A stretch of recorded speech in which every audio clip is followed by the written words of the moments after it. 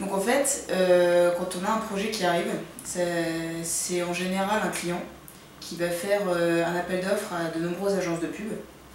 Et les agences de pub, elles, vont faire un appel d'offres à des studios comme nous, qui font tout ce qui est la création d'images pour la publicité. Donc un appel d'offres, en fait, ça veut dire qu'elle va contacter plusieurs studios. Et le studio va leur proposer un traité graphique, va leur proposer un réalisateur.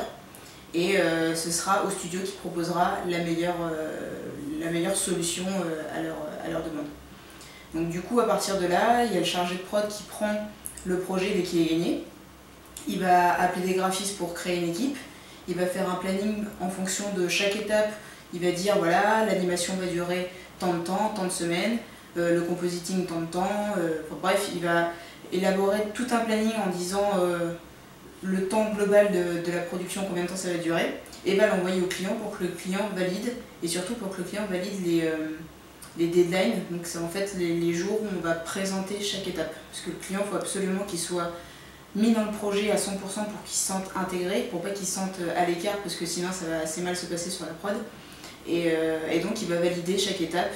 Et c'est très important parce que s'il valide une étape et qu'après il revient dessus, nous on a la sécurité de se dire non, tel jour, on a la preuve, il a validé, il n'a pas le droit de revenir dessus. Parce que sinon on revient constamment sur les choses et on n'arrive jamais à terminer une production dans les délais et c'est pas le but et ça fait perdre de l'argent. Donc du coup voilà. Donc les graphistes arrivent, c'est au chargé de prod de les accueillir, de leur créer un poste, de leur dire quoi faire, de leur donner un planning à chacun aussi.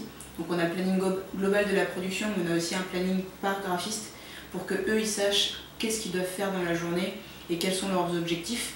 Parce que pour pas prendre trop de temps ou au contraire pour en passer plus sur certains plans qui sont plus compliqués.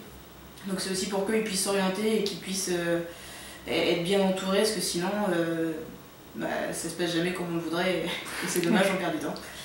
Donc voilà, le chargé de prod en général en amont a aussi fait un devis que le client a validé. Donc ce sera au chargé de prod de savoir combien il dépense par jour et de ne pas dépenser trop et de trouver des solutions quand ça devient trop compliqué. Si un graphiste n'arrive pas à faire quelque chose, ce qui arrive, ce sera à lui de trouver une solution ou de réussir à aider le graphiste ou d'en trouver un autre pour prendre sa place. C'est assez injuste mais ça arrive et malheureusement on n'a pas le choix de ne pas dépasser le budget qu'on a tout en gardant une petite marge pour faire vivre le studio. Parce que dans un studio on doit payer les locaux, on doit payer les charges et puis tout ce qui est dépenses, en fait, il faut pouvoir l'amortir d'un côté. Donc voilà, et puis je pense que c'est à petit peu près tout. Et quand les gens ils ont terminé un projet, est-ce qu'ils restent, En général, c'est des intermittents du spectacle, ce qui fait qu'ils peuvent aller travailler dans plein de boîtes différentes. Ils ne sont pas mis dans une boîte, ils sont pas en CDI ni en CDD, ils ne sont pas obligés de rester. C'est le principe du statut en fait. Donc en général, comme ils étaient là pendant la production et qu'il y a une autre production qui s'est lancée derrière, on a profité pour lui demander s'il était disponible et s'il était intéressé par le projet. Et dans ce cas-là, il reste et il enchaîne avec un autre projet. Ou dans ce cas-là, il part et il va dans un autre studio pour faire une autre mission. Et c'est comme ça que ça marche en fait. Ok, ça marche. Merci beaucoup.